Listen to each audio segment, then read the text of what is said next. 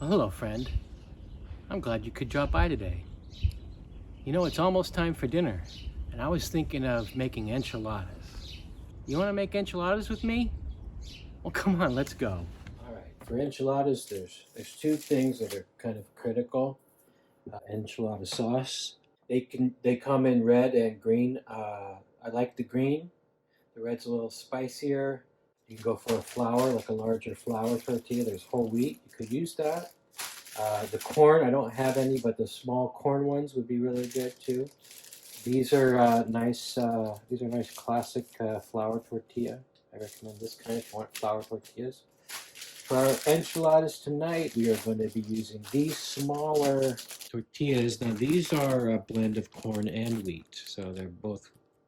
You're gonna get the benefits of both. This is a good dish for also using leftovers. So you could, what kind of enchiladas do you want? You could use cheese. You could use meat. I could easily use this leftover chicken from our chicken dinner. I also have some ground beef I mixed up for hamburgers last night. I'm going to use that. Now I want to take a moment to talk about the baking dish we're going to use. Now this is a bigger Pyrex. These are all Pyrex. You get these plastic lids. It's great because once it cools down, you put the lid on, you throw it in the refrigerator, you got leftovers for tomorrow. No one has to do anything except take the lid off. And I'm going to roll them up. So like what size? I could make a bunch, and this is a little one. I'm going to use this guy, 7 by 11 inch 2-quart baking dish. I'm going to use that tonight. My bell pepper. Now, I want to put a little seasoning in my ground beef when I make it, and I'll give you a couple tips on this. Like the El Guapo, again, you'll find these in your Hispanic section in your grocery store. This is some chili powder. I could put a little cumin in there. This is powdered cumin. Here, I'm going to show you how to toast some cumin seed real quick here. I'm going to give you a lot more flavor on that. Going to turn on the heat. Dry pan, there's nothing in there. A little bit in there. All right. You really got to watch these guys. They'll blacken quickly. Okay, they're smoking up now. I'm going to put it in a little mini chopper I got. I'm going to take some garlic. All right. Yeah, because I don't need to chop it up. This guy's going to do the work. Dry toasted cumin. Some fresh garlic. A little dried oregano.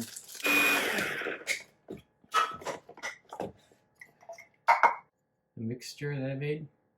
Now what I'm going to do is turn my flame down kind of on a low setting because I'm going to use olive oil. I don't use higher temp oil. Of course, olive oil is a very low temperature oil. Don't let it smoke. There's a little bit of onion in there, salt and pepper already. Like I said, we just need to brown. Now you could drain off some of the excess juice and fat, and I think that's what I'm going to do right now. Now it's time to focus our attention on the tortilla. Let that warm up. You always got to let your pans warm up. No one wants to start cold, just first thing go. You let your pans warm up. Be kind to your pans, they'll be kind to you. All right? I'm going to use some corn oil now. I said I wasn't going to use any high fire oil. I am going to use some corn oil for frying the tortilla. You could steam them a little bit. That makes them more pliable. Depending, if you have straight up corn tortilla, they may be inflexible and you want to steam them because they would just break. These are corn and flour. They're very, they're already soft. So what I want to do on my enchiladas is I'm going to fry them in some corn oil. You don't want your oil to get too hot. If it starts to smoke, turn down the heat. I like to see that start to bubble up there and see how it starts to become alive. When it gets to be brown on both sides, that's all you need. If your oil temperature is too low, the tortilla will just absorb all the oil and get super oily. If it's too hot, it'll burn. You don't want to get any darker than this. I don't want to make them too brown because they'll become inflexible again. We want them to be nice and soft.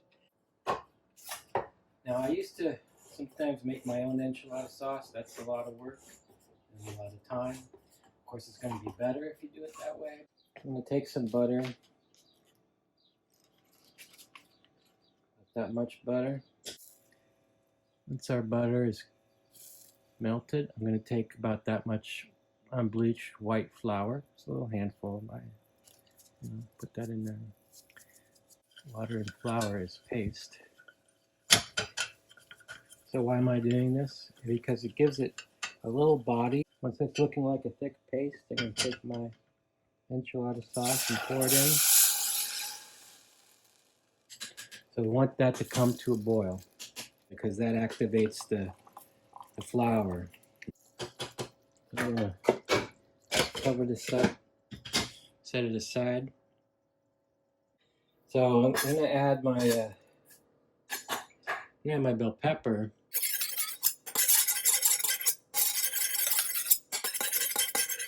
Tell the blade is sharp. This bell pepper, you see here, this bell pepper is waxy. Very carefully cut our bell pepper in half. The sharper the knife, the safer the knife. You always cut a bell pepper from the inside because you don't want to do it like this. You will slip. Your knife will slip on the waxy surface. From the inside, we just do that. Nice thin slices, right?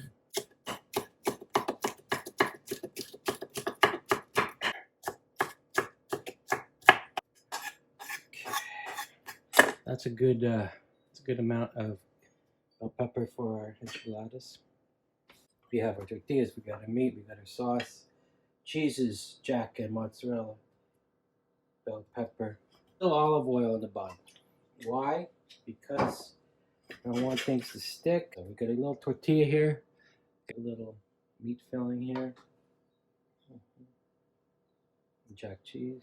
I'm gonna do this. Just gonna set them in like that. You could put a little bit of the enchilada sauce in the bottom so they stick.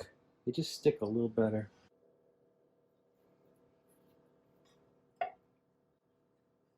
Okay, so I'm going to do a row of 4 and then another row of 4.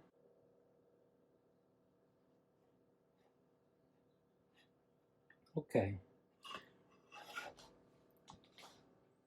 Take that enchilada sauce. It's still hot. Let's pour that over. Put this on the top. I got my mozzarella.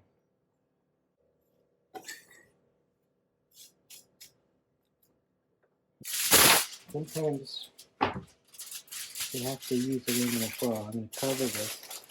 Bake. I'm going to bake this at 350 degrees. So after 40 minutes, I'm going to take this guy out of here. Take off the aluminum foil.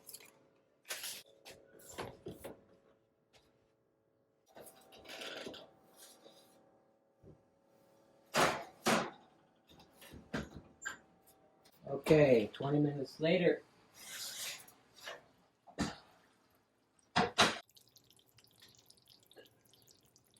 Some cooled down enchiladas.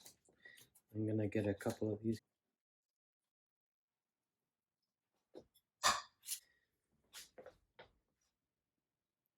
There we have some homemade enchiladas. Thank you so much for dropping by and making enchiladas with me. Hope you had fun, and I know I had fun. So until next time, happy cooking from Chef Bill.